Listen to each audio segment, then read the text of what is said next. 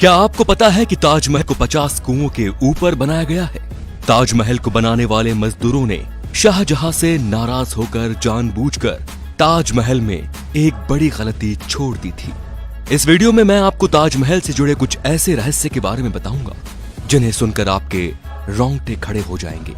ऐसा माना जाता है कि ताजमहल का निर्माण साल 1631 में शुरू हुआ था और साल 1653 में यह बनकर तैयार हो गया था और इसे आज भी निर्माण कुशलता का एक विशाल नमूना कहा जाता है। शोधकर्ताओं ने इस पर कई शोध किए हैं और उनका मानना है कि ताजमहल के नीचे 1000 से भी ज्यादा कमरे हैं। उनका मानना है कि ताजमहल जितना ऊंचा है ये धरती के अंदर उतनी ही गहराई में बनाया गया है। जिस जमाने में ताजमहल को बनाया गया था उस जमाने में किले से बाहर निकलने के लिए रास्ते बनाए जाते थे और ऐसा ही ताजमहल के अंदर से भी है। इसके नीचे से भी एक रास्ता है जो कहीं बाहर निकलता है, लेकिन ताजमहल के रहस्यमयी तहखानों की तरह उस रास्ते को शाहजहां के समय से ही बंद करवा दिया गया। आपको ये जानकर जरूर हैरानी होगी कि ताजमहल का रंग बदलता है दिन के अलग अलग पहर के हिसाब। सुबह देखने पर ताज गुलाबी दिखता है, शाम को सफेद दिखता है और चांदनी रात में सुनहरा दिखता है। ऐसा सफेद संगमरमर पर सूरज और चांद की रोशनी पड़ने के कारण होता है। ऐसा कहा जाता है कि ताजमहल के निर्माण के वक्त भूत और जिन्न इनकी नींव नहीं रखने दे रहे थे। वे बार बार इसे ध्वस्त कर रहे थे और कारीगरों को डराकर भगा देते थे। ऐसे में शाहजहां ने भूत और जिन्न को वहां से भागने के लिए हुमायूं की राय ली। हुमायूं ने शाहजहां को अरब में बुखारा सर के पीर हजरत अहमद बुखारी को बुलाने का सुझाव दिया था। इसके बाद शाहजहां के हाथों नींव रखवाकर ताजमहल को बनवाने का काम शुरू करवा दिया गया। तब कहीं जाकर इसका निर्माण हुआ।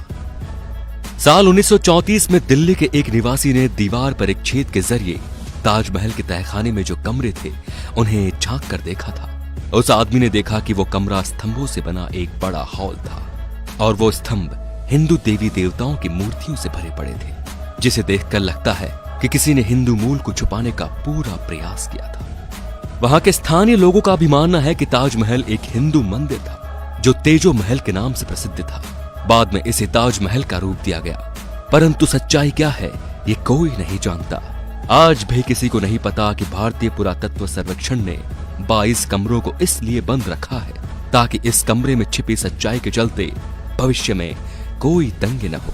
सबसे मजेदार बात तो ये कि कुतुब मीनार नाम इमारत को, जिसको हम सबसे ऊंची इमारत मानते हैं, ताजमहल उससे भी ऊंचा है। कुतुब मीनार को देश की सबसे ऊंची इमारत कहा जाता है, लेकिन इसकी ऊंचाई ताजमहल के सामने छोटी पड़ जाती है। ताजमहल को देखने के लिए एक दिन में सबसे ज्यादा भीड़ इकट्ठी होती है।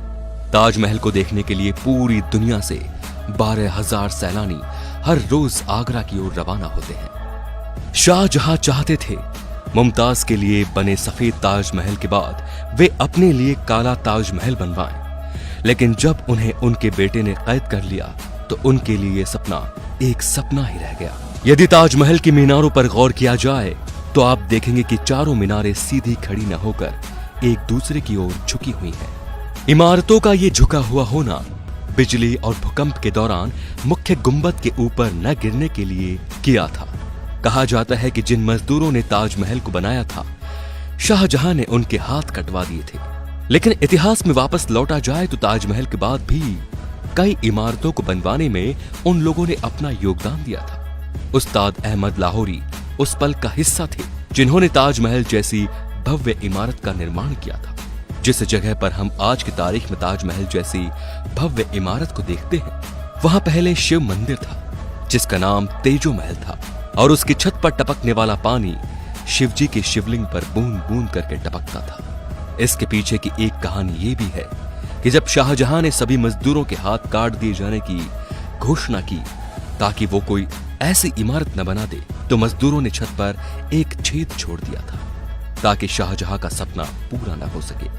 ताजमहल के कैंपस में लगे हुए सारे फव्वारे एक साथ ही काम करते हैं और सबसे आश्चर्य करने वाली बात यह है कि ताजमहल में लगा हुआ कोई भी फव्वारा पाइप से जुड़ा हुआ नहीं है।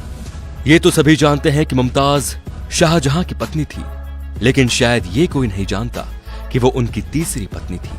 शाहजहां के 14वें संतान को जन्म देते समय उनका निधन हो गया था और उनकी याद में ही शाहजहां ने ताज महल बनवाया।